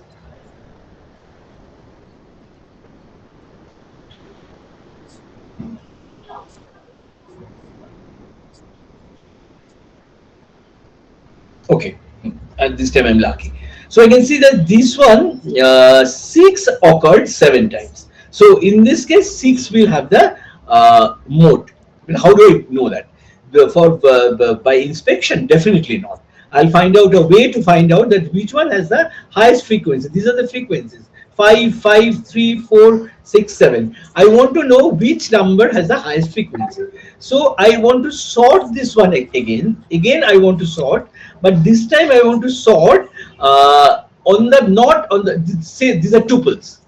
How do I solve the tuple? I have to give a formula. How do I give the tuple? And this formula is called a key.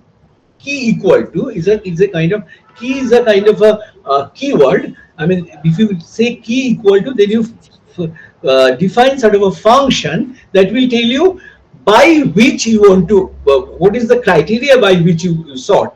Now here, what do I mean to say? That my criteria is that the second element, the index number one element, is my is something to look about, and on the basis of that, on the basis of the second element of the list, I want to sort the list. So if I do that, now you see it is sorted on the basis of the second element. Now you see the frequencies. Frequencies are in the ascending order.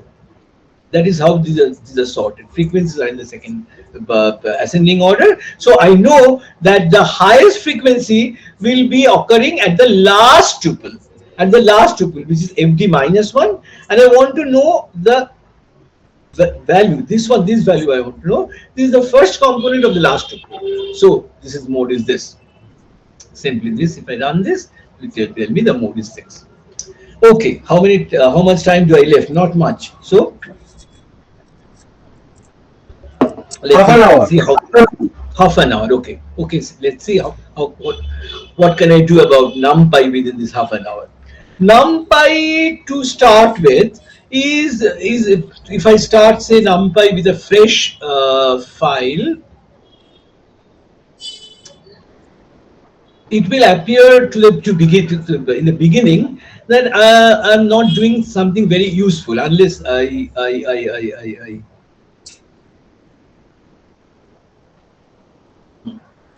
so in order to use NumPy is a third-party software. I have to import NumPy first.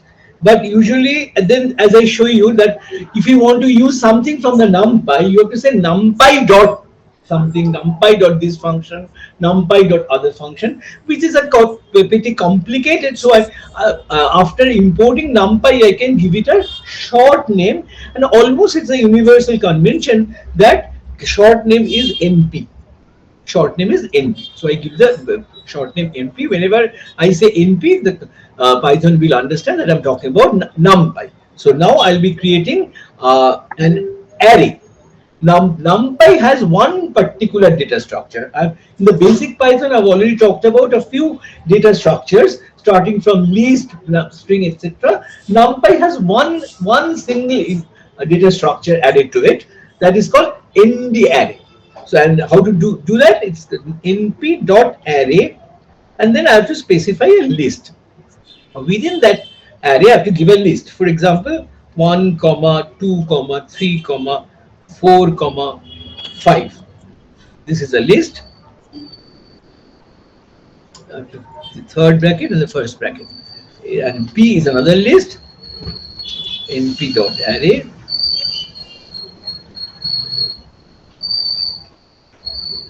uh, 1, 2, 3, 4, 5. Five numbers were there. So 1, 2, 3, 4, 5. Another, I created another array of five numbers.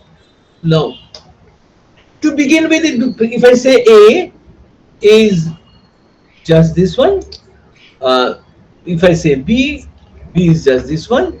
So it appears to be nothing more than a list. It is actually a list, but some extra array thing is written to it. And so far we don't understand what is the utility of this. But I would say it is not as flexible as array in the sense that as I told you that a list can handle mixed kind of a data. I had an example of this one here. Um, I had an example. I remember.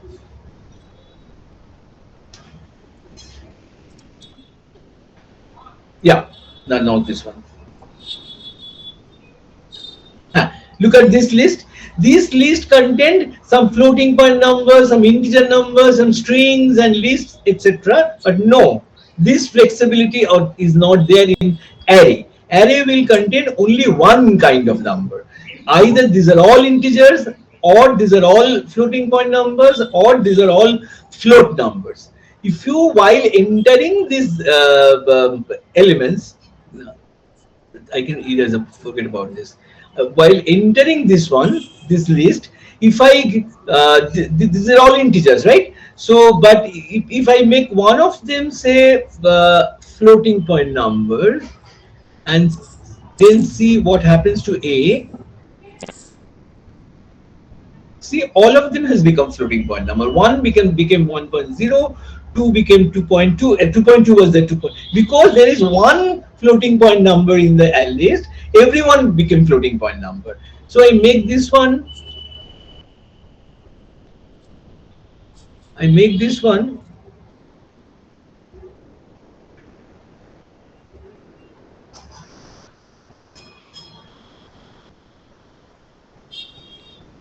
See what happens. Everyone became string. So that's a hierarchy. If you have at least one floating point number, everyone will be floating point number. If you have one string, everyone will be string. So that's it. You remember that thing, that there is a hierarchy. So uh, so this is the thing. Make it two once again. So there is less flexibility than than list.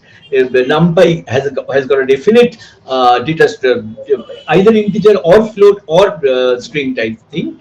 And the second is that you cannot change the element number. As we said, as we found that we can add numbers to an existing list by append, by insert, but you cannot do that in numpy array. Once a numpy array is created, the number of the elements of the numpy array, you can change the value of the individual array, but you cannot change the total number of elements of the array. You cannot append things in that array. You cannot remove things from that array. So total number will be the same. So in other way, it is a more restricted kind of a list. And then what's the use of having such a restricted kind of a list? What is the use of it? Now we can see what's the use of it. That say for example, if I what happens if I use a plus, if I use a plus, then the beauty will be seen.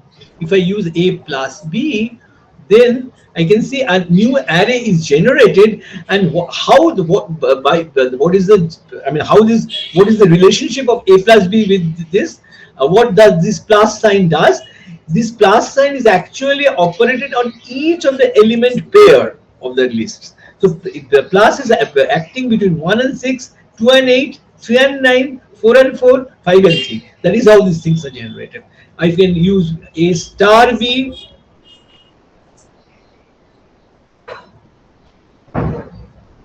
every pairs of the elements are multiplied. I can use this one, say for example a star star 2 plus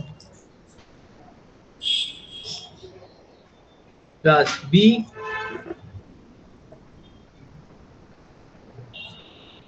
That means You take each element of the list A, you square them. With that, you element the add the element of B, and make a new array. So that's it. Simple formula. If you know how what is the formula by which you have to add, I mean, you can you apply that in the on the array, but actually the formula is applied on each of the element pairs of the list. That's the beauty of it. So that's called vectorization. And now there's one interesting thing. For example, okay, okay. For example, NumPy has many mathematical functions.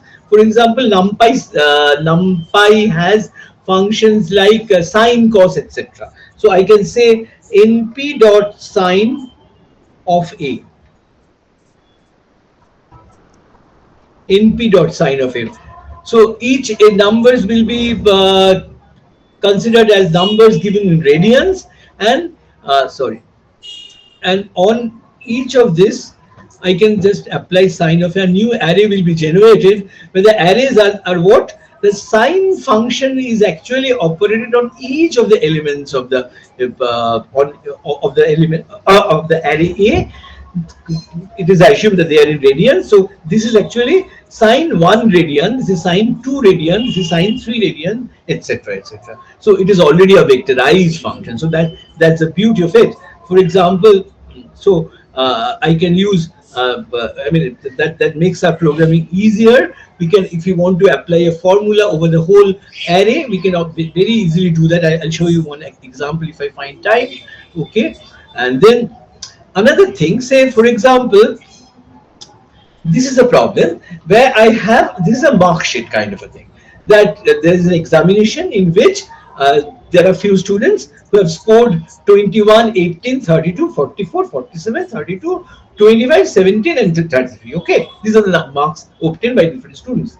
I want to put grades on that, and what is my grade formula? If a student gets more than 45, I'll assign a grade O. If less than 40, I'll assign grade A, and this, if is less than 20, I'll, so 20 and 25, I'll get assign P, and if it's less than even 20, I'll assign F grade.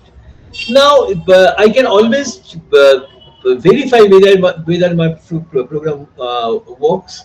I'll just say grade, say I'll give a grade, say 33, and what is the output?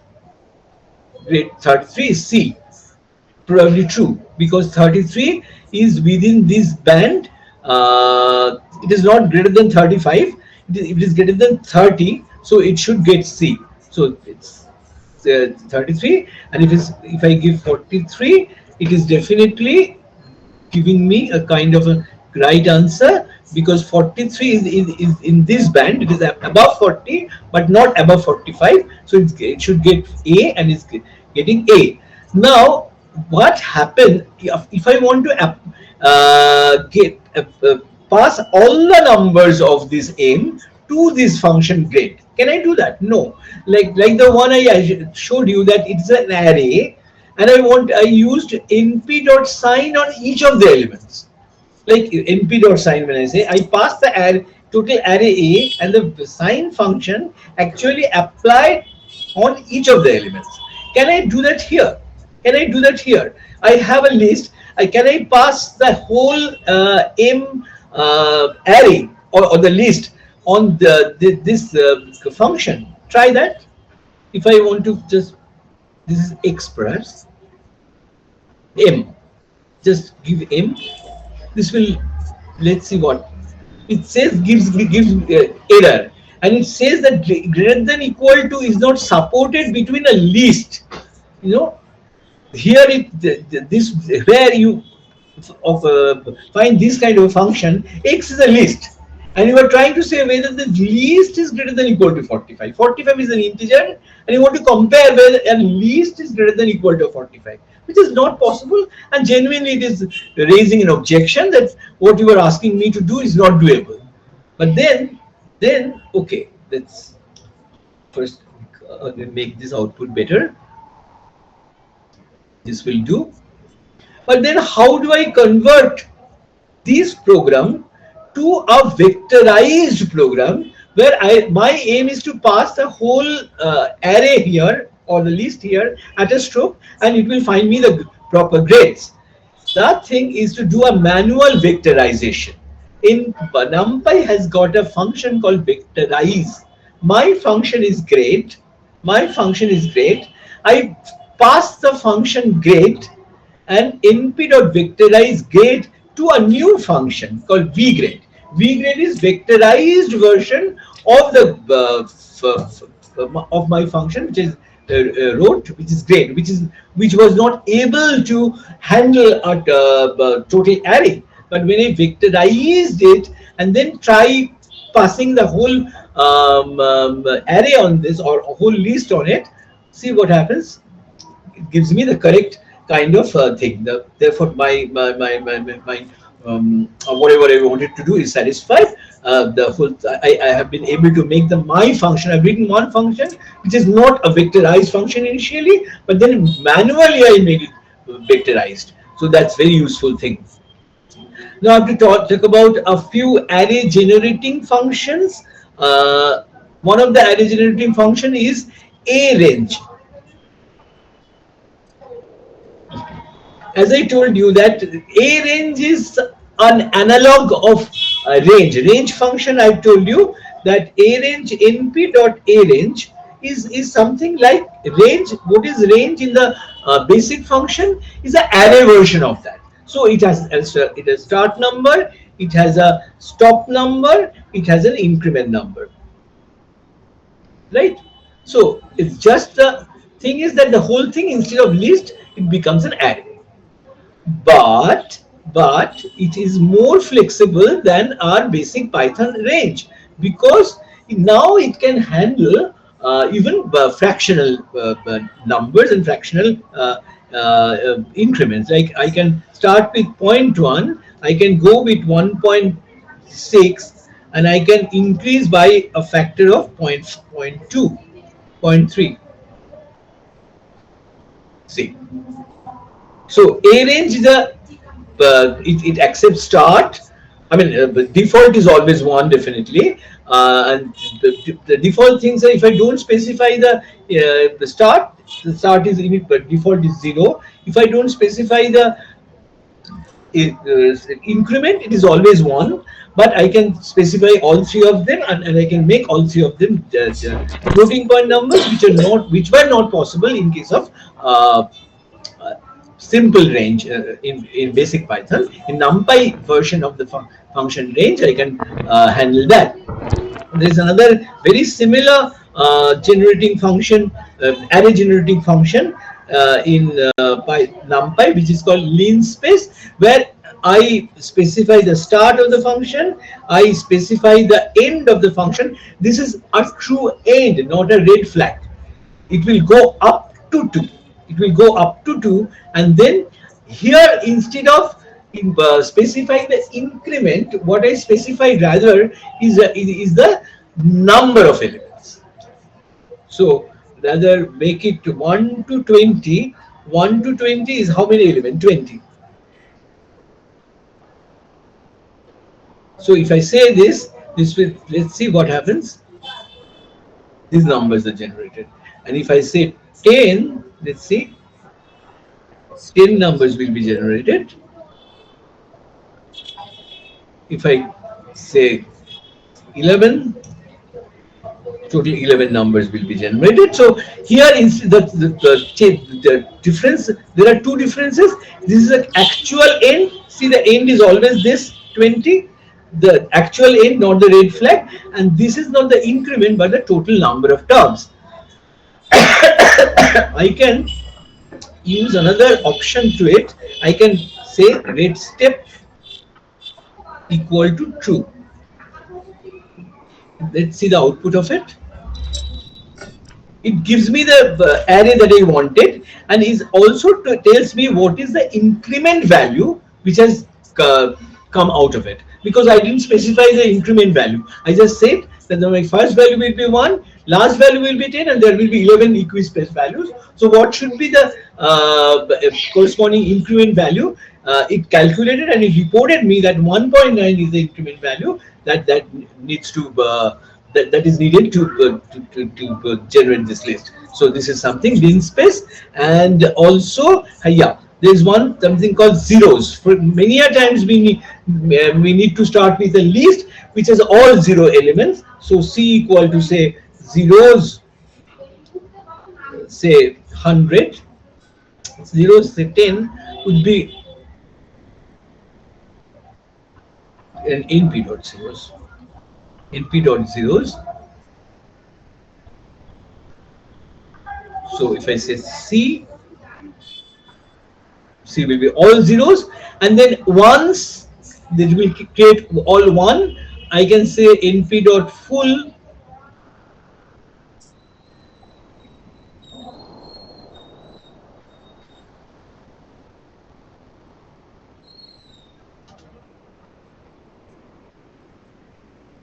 That means you generate 10 numbers and fill all of them with 5, right?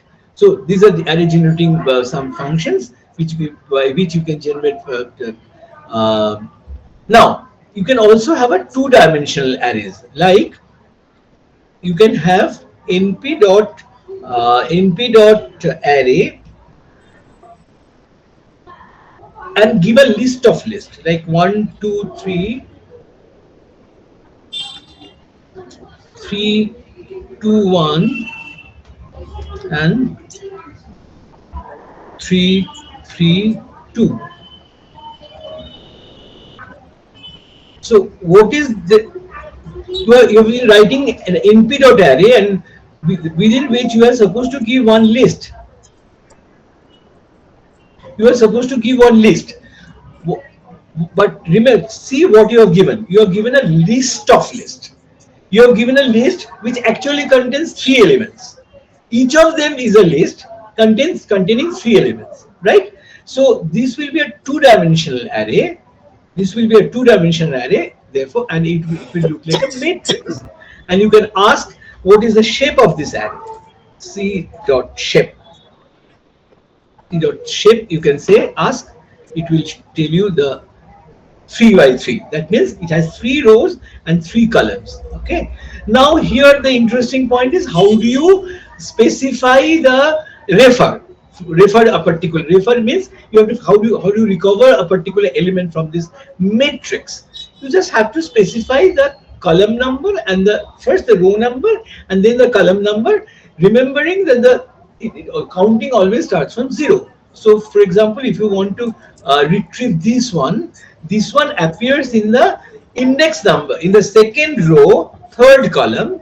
So index wise, this is its row index is 2 and row index is 1 and the column index is 2. So you just have to say C1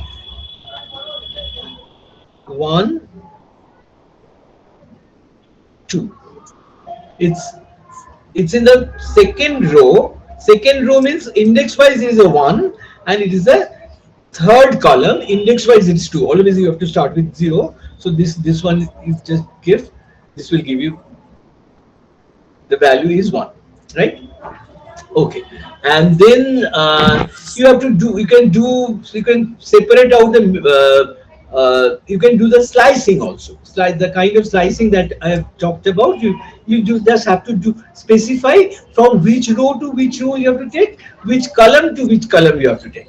For example, you can select out the first row, first column of this matrix.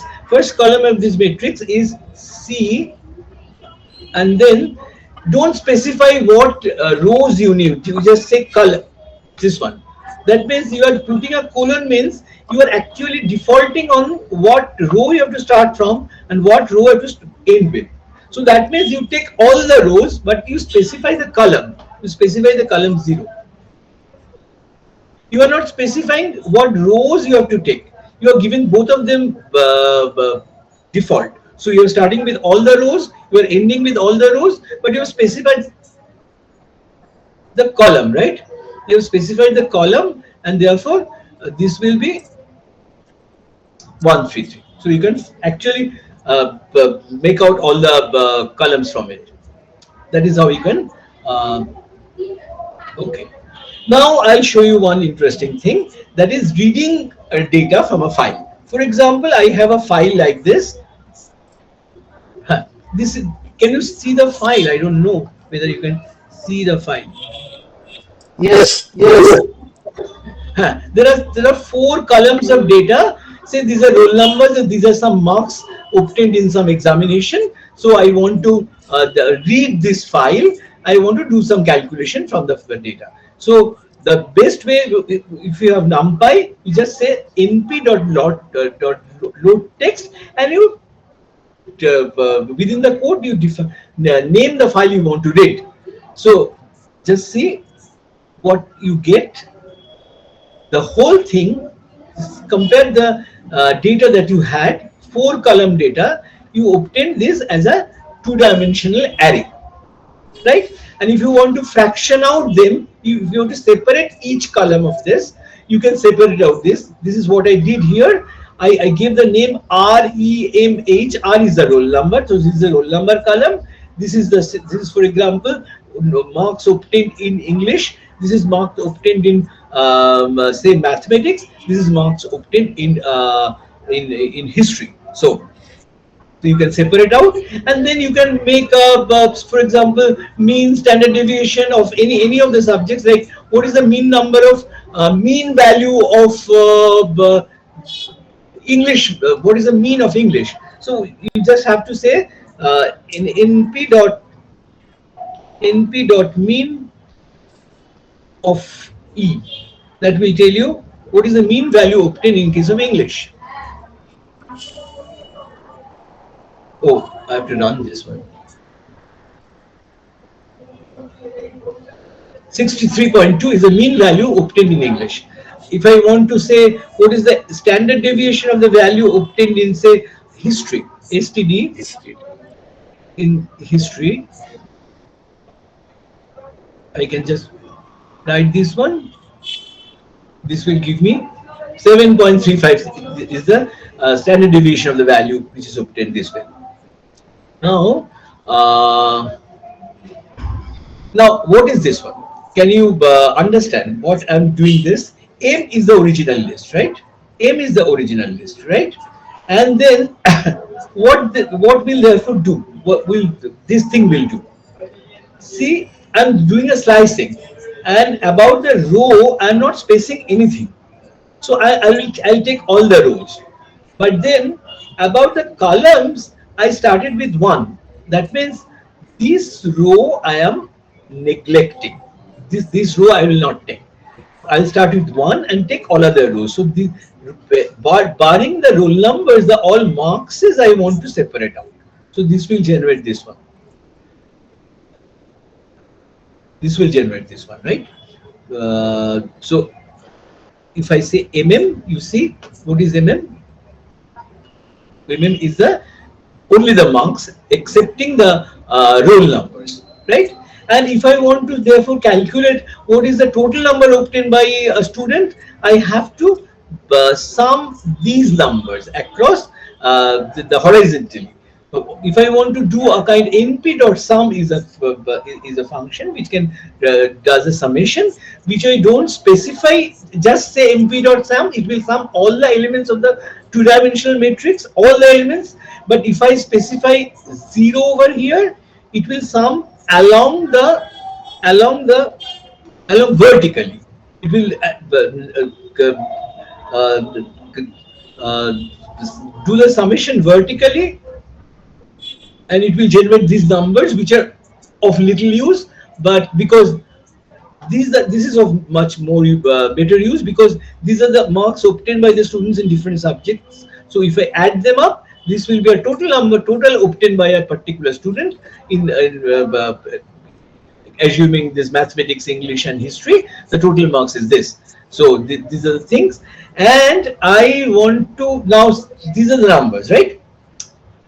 Now I just want to see interesting thing. For example, I want to do a kind of key is this one.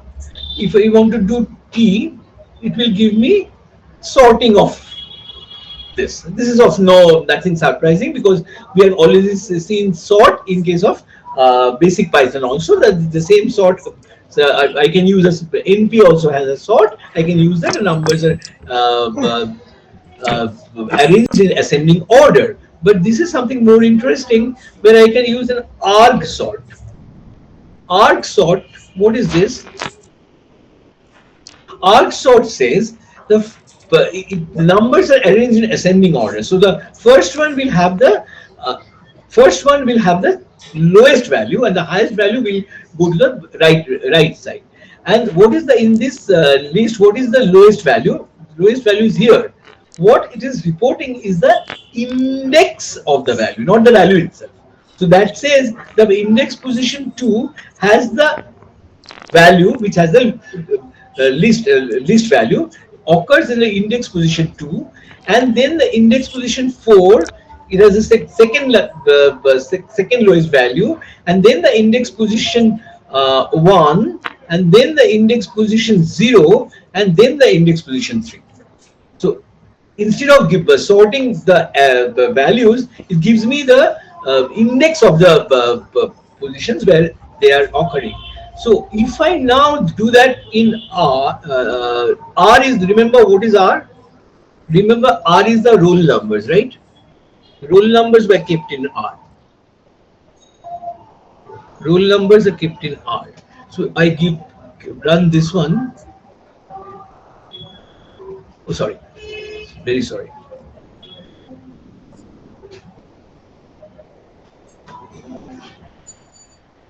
So what this says, it says the roll number three obtained the least marks. Roll number five is this, and roll number four got the highest marks. You can see roll number four has got the highest marks. So if I want the rank of the students on the basis of their total marks, I just have to do these two things. So this is now the last where I want to end my talk here. I'm almost covered my time. So, for example, the marks in history and the marks in mathematics. Now, I mean, that's probably these two things I've compared. Yeah, the mathematics and history. So, see, these are the numbers, right? So this is mathematics, I think. Yeah, the last column was history, and before that was mathematics. So this is mathematics number, and this is history numbers. So I want to calculate the Pearson coefficient between these two numbers, right? Pearson coefficient between these two numbers, right? Correlation coefficient. And if I look at the formula is quite threatening one, that I have to calculate this one between these two numbers, right? So I have to do a kind of summation of each of the elements. But see, the beauty of NumPy is that you look at the formula and you write that. For example, you have to first write n. For kind of to make it easier, I've calculated the numerator and the denominator separately and then divided. So what is the numerator? I need n. What is n? N is the length of m is what is m? M is the marks in mathematics. So I just calculated that. N is the number of things. And then what is sum of xy? See, now you write this one. N star sum of xy is mathematics number and history numbers. The sum of that minus np sum of x into np sum of h. Sum of x into sum of y. See, almost you see the formula and you write it here in terms of numpy. So there is not much difference between writing it mathematically and writing it in the language of program. Once you use numpy, these two are almost the same. So there is no big programming. Just write that. And what is the denominator? You have to do first a square root. So first say square root, and then this is n into sum of m is x is mathematics, m square, and then is what is sum of x a whole square. So calculate the sum of, this is the sum of m you calculate and then make whole square, right? And the same thing we'll have to do on history, and then you have to just calculate RR new by RR new, numerator by denominator, you will get the value. So it is, so my point is, if you can, the correlation coefficient is almost minus zero point 0.5, so they are, I mean, there's somewhat negatively correlated. I've almost done. I don't have much more to say. I mean, these are two things. I mean, a few things which we can easily stop here. If you allow me, then I think I've covered more or less what I wanted to do. So I better like to stop here.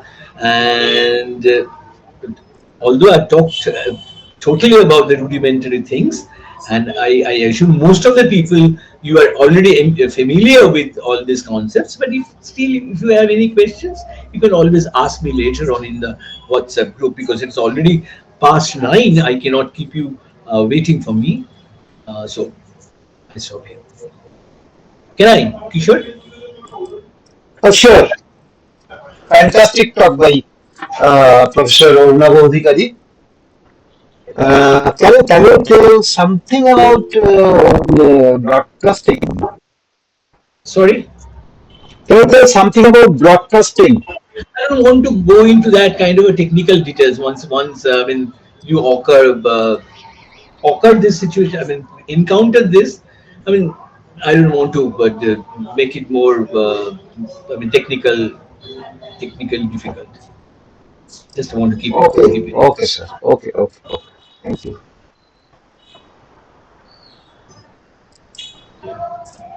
And if I, what I would rather do, this one is the notebook. I can make a PDF of this, and I can post this in the WhatsApp group, if that helps, if that is Yeah, needed. Okay. yeah, Okay. yeah. Thank you.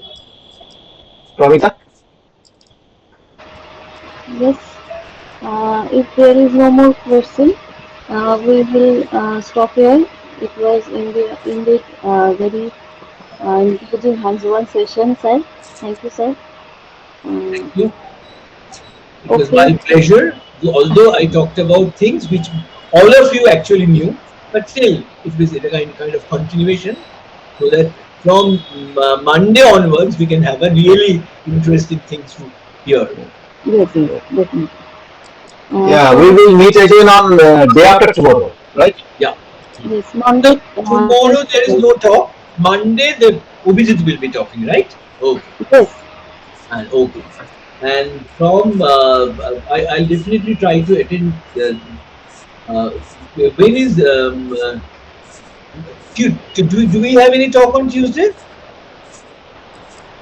Yeah, Tuesday also we have a talk. yes, sir.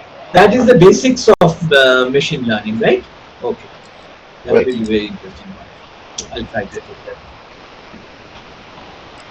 Thank you once again, Arunabha. Thank you very Thank much. you. Okay, My pleasure. Okay. Good night. good night.